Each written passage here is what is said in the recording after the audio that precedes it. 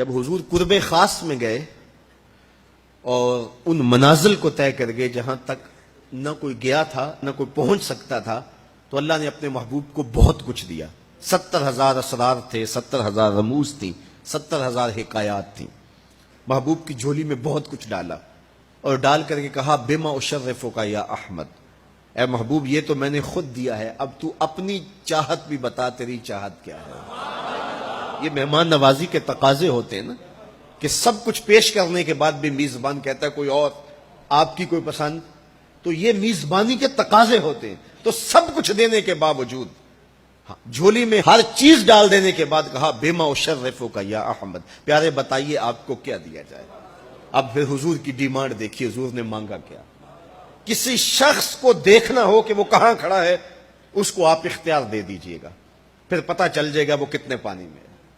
آپ مجھ سے پوچھتے ہیں کہ مانگیے کیا مانگتے ہو، تو میں کہوں مجھے پانی دو تو آپ سمجھیں گے پیاسا ہے، میں کہوں کھانا دو آپ سمجھیں گے بھوکا ہے، میں کہوں گا میرے نام کے نعرے لگاؤ آپ کہیں گے شہرت کا متلاشی ہے، میں کہوں گا اٹھو اور میرے اوپر پیسے لوٹاؤ میں اتنی اچھی تقریر کر رہا ہوں، تو آپ کہیں گے یہ تو بیچارہ غربت کا مارا ہوا ہے، اس کے اندر کی ابھی بھوک گئی نہیں ہے۔ تو کسی شخص کے ظرف کا پتہ لگانا ہو تو اس کو اختیار دے دیجئے مانگ کیا مانگتا ہے۔ اور مانگنے والے جب کوئی کمال چیز مانگ لیں، وہ کیا کسی نے کہا نا میرے سوال کی عظمت تو دیکھ ہے ساقی، میرے سوال کی عظمت تو دیکھ ہے ساقی، جام نہ دے حسن طلب کی داد تو دے۔ تو کسی کے سوال سے اس کا ظرف کھلتا ہے کہ وہ کہاں کھڑا ہے۔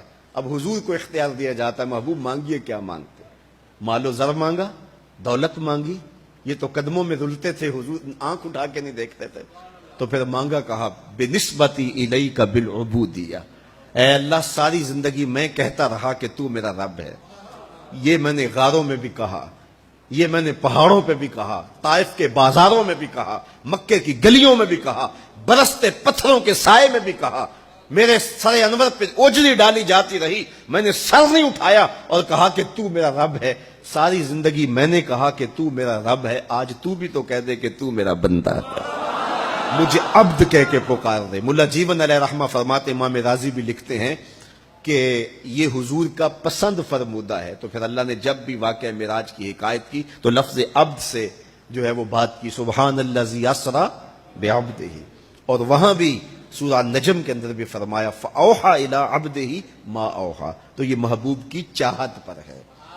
اور پھر عبدیت کا بندے کی طرف سے جو اظہار ہوگا اس کے لیے پھر 50 نمازوں کا تحفہ دے دیا کہ میرے بندے تو پکارتا رہے اور مجھے رب کہہ کے پکارتا رہا، میں تجھے لبیک یا عبدی کہہ کے پکارتا رہا۔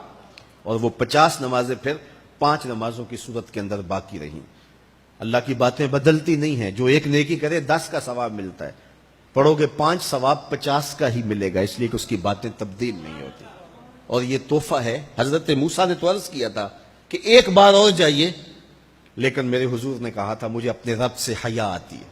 عادت باری یہ تھی نا، ہر بار 5 نمازیں معاف ہوتی تھی، اب بھی جاتے تو 5 نمازیں معاف ہو جاتی، لیکن کہا کہ مجھے اپنے رب سے حیا آتی ہے۔ اب امت کو کیا حیا نہیں کرنی چاہیے کہ 5 نمازیں امت کے لیے رہ گئی، ثواب 50 کا ہی ملے گا، اور معراج کا خاص تحفہ لے کر آئے اور کہا کہ صلاۃ و معراج المومنین، یہ مومن کا معراج ہے، میں تو سر عرش پہنچا ہوں لیکن تمہارا معراج کیا ہے، تم سجدے میں سر جھکاؤ، دیکھنا تمہارا مالک تمہیں کتنا قرب دیتا ہے۔ جب کوئی شخص سجدہ ریز ہوتا ہے اس پہ اتنی رحمتیں اترتی ہیں، اگر اسے پتہ چل جائے کہ یہ رحمتیں نازل ہو رہی ہیں وہ سجدے سے